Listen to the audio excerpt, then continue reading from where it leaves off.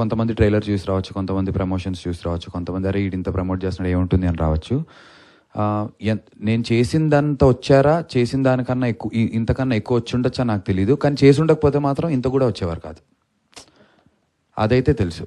అంతే కదా. ఇప్పుడు అంటే 33% కింద మనం వాటిని బైఫర్కేట్ చేస్తే ట్రైలర్ చూసి 33% వస్తే, ప్రమోషన్స్ చూసి 33, ఇంకోటి ఏదో నా మీద ఉన్న గుడ్ విల్కో ఇంకోటి ఏదో ఒకటి ఒక 33% మ్యూజిక్ ఏదో ఒకటి ఉండొచ్చు. సో అవి లేకపోతే ఈ 33కే ఇదవుతుంది కదా.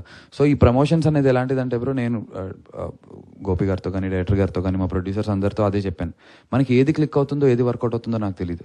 నేను కూరగాయల మార్కెట్లోకి వెళ్ళి కూరగాయలు అమ్ముతూ చేశాను.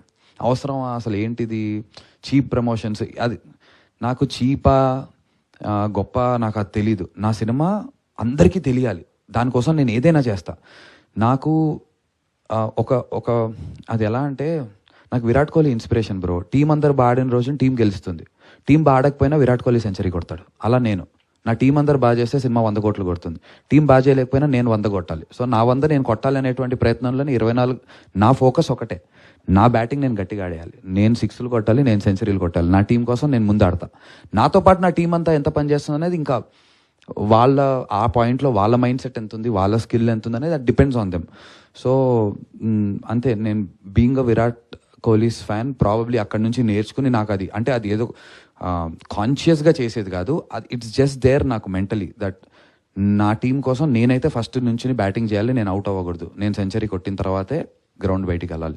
సో నా సెంచరీ కొట్టే ప్రయత్నం నా ప్రతి సినిమాకి చేస్తాను, నెక్స్ట్ వచ్చే సినిమాలకు కూడా చేస్తాను. నేను సినిమాల్లో యాక్ట్ చేసినంత వరకు నేను అదైతే నా సెంచరీలు నేను కొడుతూనే ఉంటాను బ్రో. కొన్నిసార్లు డక్అవుట్లు అవ్వచ్చు, కొన్నిసార్లు సెంచరీలు రావచ్చు, నా ప్రయత్నంలో మాత్రం విఫలం ఉండదు, అదైతే ఐ కెన్ 100% అష్యూర్. యా నందు గారు బ్రో. సో అంటే ఇప్పుడు మీరు సెలెక్ట్ చేసుకునే స్క్రిప్ట్స్ కావచ్చు, లేకపోతే మీకు పడుతున్న రెస్పాన్స్ కావచ్చు, చాలా మంచి రెస్పాన్స్ వస్తుంది. Thank you. చాలా మంచి కాంటెంట్ చేస్తాడు నందు అని థ్యాంక్ యూ. ఓవరాల్ ఇంత జర్నీ ఉంది, like about 19 years of journey ఉంది. యా. సో ఇప్పుడు నందు గారు సెలెక్ట్ చేసుకునే స్క్రిప్ట్స్లో ఏమైనా చేంజెస్ వచ్చాయా, లైక్ వచ్చాయి. స్టేట్ ఆఫ్ మైండ్ కావచ్చు, లేకపోతే ఐడియాలజీ వచ్చింది బ్రో. వెరీ ఆనెస్ట్లీ చెప్పాలంటే నెక్స్ట్ కమిట్ అయినటువంటి 4 ఫిల్మ్స్ ప్రాపర్గా కమిట్ అయి ఉన్నాను. ఆ 4 ఫిల్మ్స్ అన్నీ UBA సర్టిఫికేట్లవే చేస్తున్నాను. నేను తీసుకునేటువంటి డెసిషన్ అది. ఎందుకంటే ఇప్పుడు అగ్లీ స్టోరీ ఉందంటే దీనికి ఒక నీష్ ఆడియన్స్ ఉంటారు, ఆ జాన్రా స్పెసిఫిక్ ఆడియన్స్కి విపరీతంగా నచ్చుతుంది. ఆ జాన్రా స్పెసిఫిక్ ఆడియన్స్ కాని వాళ్ళకి ఏంటి ఇంత వేగా ఉంది సినిమా అనిపిస్తుంది. లేదంటే సైక్ సిద్ధార్థ అయినా కూడా అంతే, అదొక జాన్రా స్పెసిఫిక్.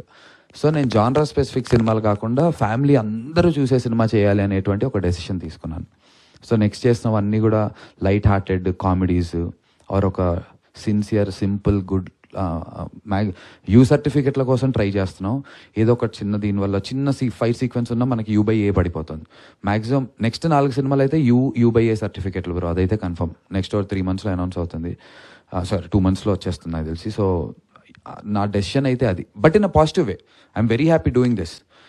కానీ జాన్రా స్పెసిఫిక్ 100 మందిలో ఇలాంటివి ఈ జాన్రాకి ఆడియన్స్ చాలా లిమిటెడ్ ఆడియన్స్ ఉన్నారు, కానీ ఆ లిమిటెడ్ ఆడియన్స్కి మాత్రం 100కి 100% నచ్చుతుంది. బట్ ఆ లిమిటెడ్ ఆడియన్స్ కోసం కాకుండా అందరి కోసం చేయాలని అనిపిస్తోంది. Thank you so much my bro, thank you.